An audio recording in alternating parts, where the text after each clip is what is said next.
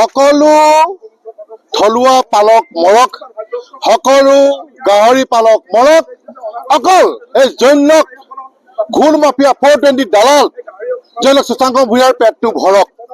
গতিকে এইটো স্পষ্ট কথা হবলৈ দিয়া নহব। গতিকে আমি অসমীয়া যুৱ মঞ্চৰ লগতে আমি সকলো জনগণক ওলাই আহিবৰ কাৰণে আমি আহ্বান জনাইছো। কাৰণ সৌসিদিনালৈকে আমি গম পোৱা নাছিলো যে ইমান এটা ধুৰণ্ডামী কাম আমাৰ এজন অসমীয়া ল'ৰাই কৰি আছে। বাহিৰৰ গতৰ এজন ব্যৱসায়ীয়ে কিবা এটা চিণ্ডিকেট লৈ আছে, আমাক ক'বলগীয়া নাই। কিন্তু আমাৰ অসমীয়া বেপাৰীসকলক যি মাধমাৰ মাৰি যি এই CP গ্ৰুপতকে যে ইমান ডাঙৰ এটা অজগৰ আমাৰ উজনি অসমত আছে আমি ভাবিবই পৰা নাছিলো। গতিকে এই CP গ্ৰুপতকে যি এই বৃহৎ যি এইডাল অজগৰ ইয়াত আছে, এই অজগৰৰ ওপৰত যদি অতি শীঘ্ৰে যদি অসম চৰকাৰে কোনো বিহিত ব্যৱস্থা নলয় বা প্ৰশাসনে যদি কোনো বিহিত ব্যৱস্থা নলয়, আজি আমি যি এই দুঘণ্টীয়া যি আমি পদবলী কাৰ্যসূচী লৈছো, ইয়াৰ পিছত কিন্তু আমি আমাৰ আয়ুক্তৰ কাৰ্যালয় আমি ঘেৰাও কৰিবলৈ বাধ্য হ'ম। তাৰ পিছতো যদি কোনো পধ্যে এওঁলোকৰ ওপৰত বিহিত ব্যৱস্থা নলয়, কিন্তু আমি সচিবালয় আমি ঘেৰাও কাৰ্যসূচী আমি হাতত ল'বলৈ বাধ্য হ'ম। ইয়াৰ বাবে জগৰীয়া হ'ব চৰকাৰ তথা প্ৰশাসন। গতিকে আমি মুখ্যমন্ত্ৰী ডাঙৰীয়াক আমি অনুৰোধ জনাইছো, য'ত যি চিনিয়ত চলি আছে আমাক ক'বলগীয়া নাই, কিন্তু আমাৰ থলুৱা অসমীয়া কথা ভাবি আপুনি যি গাহৰি ব্যৱসায় কৰিবলৈ আপুনি খুদ নিজে কৈছে, আৰু আপোনাৰ এই অসমতে যদি গাহৰি চিণ্ডিকেট চলি থাকে তাতকে আৰু লজ্জিত কথা নহ'ব মুখ্যমন্ত্ৰী ডাঙৰীয়া। গতিকে আমি আপোনাক অনুৰোধ জনাইছো যে আপুনি অতি শীঘ্ৰে আপোনাৰ CM বিজিনেছৰ দ্বাৰা তেওঁলোকৰ আয় ব্যয় যদি সম্পূৰ্ণভাৱে উলিয়াই লয়। কাৰণ কেলৈ আমি চাওক, আমি এইটোৱে ক'ব বিচাৰিছো যে নাগালেণ্ডৰে তেওঁলোকে SOP মতে নাগালেণ্ডত তেওঁলোকে গাহৰিখিনি আনে। নাগালেণ্ডত গাহৰিখিনি খালী কৰি কি কৰে, ৰাতি 11 বজাৰ পৰা 3 বজাৰ ভিতৰত সেই বলে পিকআপত লুট কৰি পেলাই পুনৰ আকৌ অসমৰ মাজেৰে হালধিঙা আমগুৰি মাজেৰে কি কয় চৰাইদেউ, তিনিচুকীয়া, ডিব্ৰুগড় সকলোকে সেই গাহৰিখিনি মৰা গাহৰি, বেয়া গাহৰি গোটেইখিনি গাহৰিখিনি প্ৰেৰণ কৰে। গতিকে আমি আজি বেমাৰ হৈছে আমাৰ আজি শিৱসাগৰত চাব আপোনালোকে SOP দি দিয়ে যে আমুকটো বেমাৰ হ'ল গাহৰি বন্ধ, কিন্তু বাহিৰত জপা অহাখিনি সেই গাহৰিখিনি কোনো চেক নকৰে। তাত দেখিব যে 5 জপানি গাহৰি আনে, যদি এখন গাড়ী থাকে বোলে 200 পিচ আনিব লাগে, তেওঁলোকে 300 পিচ আনে। আৰু এখন গাড়ীত প্ৰায় 1 কোটি টকা ট্ৰেঞ্জেকশ্যন হয়। তেওঁলোকে কিন্তু বেংকৰ যোগেদি 30 লাখ বা 40 লাখ টকাৰে চৰকাৰক দেখুৱায়। বাকী পইচা কি কৰিছে তেওঁলোকে যে কেছ পইচা দিয়ে, গোটেইখিনি কেছ পইচা লেনদেন কৰে। গতিকে কিমান কোটি কোটি টকা তেওঁলোকে চৰকাৰে আজি ঘাটি খাইছে।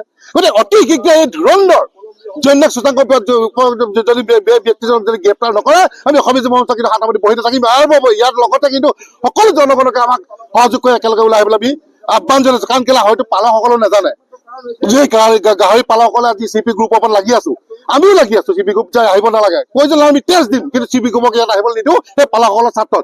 কিন্তু পালকসকলে গম নাপায় যে ইমান ডাঙৰ এটা অজগৰ ইয়াতে আছে, CP গ্ৰুপতকে ডাঙৰ অজগৰ এটা ইয়াত আছে, কিন্তু গম নাপায়। গতিকে অতি শীঘ্ৰে ইয়াক গ্ৰেপ্তাৰ কৰিব লাগে, আৰু কিন্তু আমি অসমীয়া জনতা হাত পাতি বহি থাকিম। ইয়াৰ বাবে জগৰীব চৰকাৰ তথা প্ৰশাসন। সময়ত অসমৰ মুখ্যমন্ত্ৰী মাননীয় হিমন্ত বিশ্ব শৰ্মাদেৱে গাহৰি পালনৰ জৰিয়তে স্বাৱলম্বী হোৱাৰ কথা কয়। যিখন BJP চৰকাৰে বিভিন্ন আঁচনিৰ জৰিয়তে অসমীয়া যিসকল থলুৱা ব্যৱসায়ী আছে সেই ব্যৱসায়ীসকলক স্বাৱলম্বী হোৱাৰ কথা কয়, সেই একেজন মুখ্যমন্ত্ৰী কিন্তু নিৰ্দেশত আমি দেখা পাইছো যে বৰ্তমান সমগ্ৰ অসমতে গাহৰি চিণ্ডিকেট চলি আছে।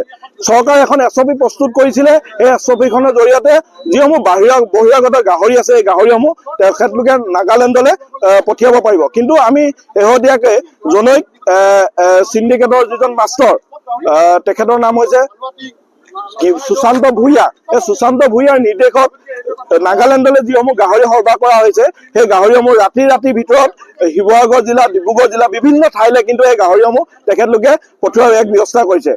এই যিজন ভূঞা উপাধিৰ নিৰ্দেশত এই সমগ্ৰ যিটো চিণ্ডিকেট কাণ্ড সংঘটিত হৈ আছে, এই ভূঞা উপাধিৰ ব্যক্তিজনক কিন্তু চৰকাৰে আজি পৰ্যন্ত কিন্তু গ্ৰেপ্তাৰ কৰাৰ কাৰণে তেখেতলোকে কোনো ধৰণৰ ব্যৱস্থা গ্ৰহণ কৰা দেখা পৰিলক্ষিত নহল।